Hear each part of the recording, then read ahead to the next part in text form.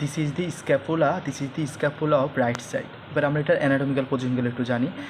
The glenoid cavity is directed laterally forward and slightly upward. তারপরে the coracoid process is directed slightly forward. তারপরে in the dorsal surface there is a spinous process which lies posteriorly and divided the dorsal surface into two fossa, supraspinous fossa and infraspinous fossa. Then the thickest lateral border lies laterally, which start from the granular cavity below the granular cavity, then goes to the above of the inferior angle. আমরা এর surface ও বর্ডারগুলো নিয়ে আলোচনা করি। এটা surface হচ্ছে দুইটা, এটা হচ্ছে কোস্টাল সারফেস, এটা হচ্ছে dorsal surface.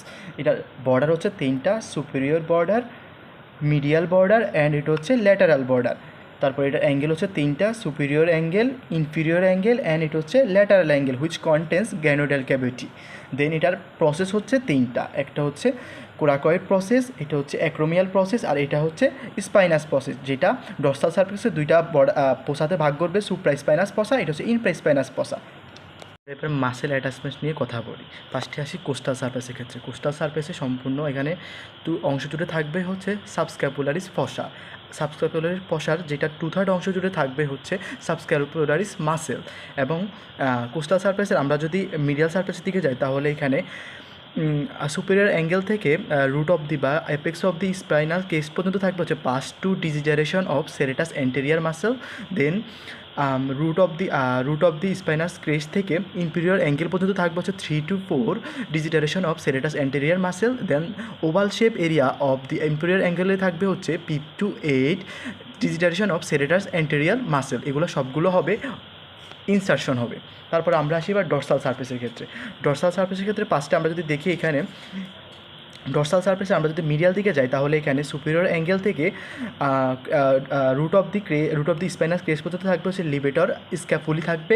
Then root of the spinous crest থেকে 2/3 অংশ জুড়ে থাকবে হচ্ছে র্যাম্বয়েড মাইনর, দেন থাকবে হচ্ছে র্যাম্বয়েড মেজর। তারপর আমরা যদি ল্যাটারাল বর্ডারের দিকে আসি তাহলে এখানে পাঁচটে গ্র্যানুলার ক্যাভিটির নিচের দিকে থাকবে, নিচের 2/3 অংশ জুড়ে থাকবে হচ্ছে টেরিস মাইনর, দেন 1/3 অংশ জুড়ে থাকবে হচ্ছে টেরিস মেজর, দেন ওভাল শেপ অংশ জুড়ে থাকবে হচ্ছে ল্যাটিসিমাস ডরসি।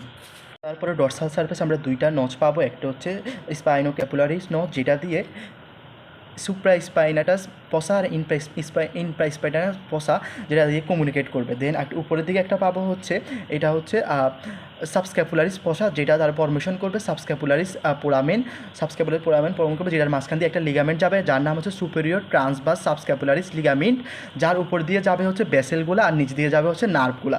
আর এখানে সুপিরিয়র বর্ডারে সাবস্ক্যাপুলারিস নচের সাথে একটা লিগামেন্ট সেটা অরিজিন নেবে, লিগামেন্টটার নাম হচ্ছে ইনফিরিয়র বেলি অফ অমিহাইওয়েড।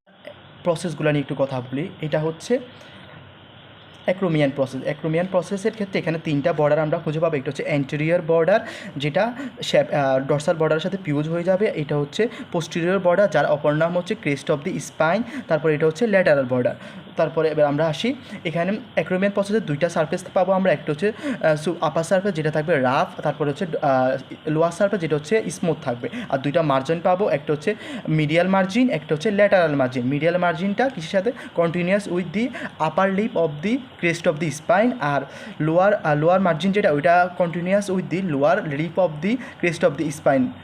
তারপরে এখানে আমরা একটা টিপ আছে, অ্যাক্রোমিয়ান প্রসেসের টিপের ক্ষেত্রে এখানে কিছু একটা মাসেল থাকবে, একটা লিগামেন্ট থাকবে, সেটা হচ্ছে কোরাকো অ্যাক্রোমিয়ান লিগামেন্ট থাকবে, যেটা coraco acromion ligament coracoid acromion process মিলে একটা আর্চ গঠন করবে।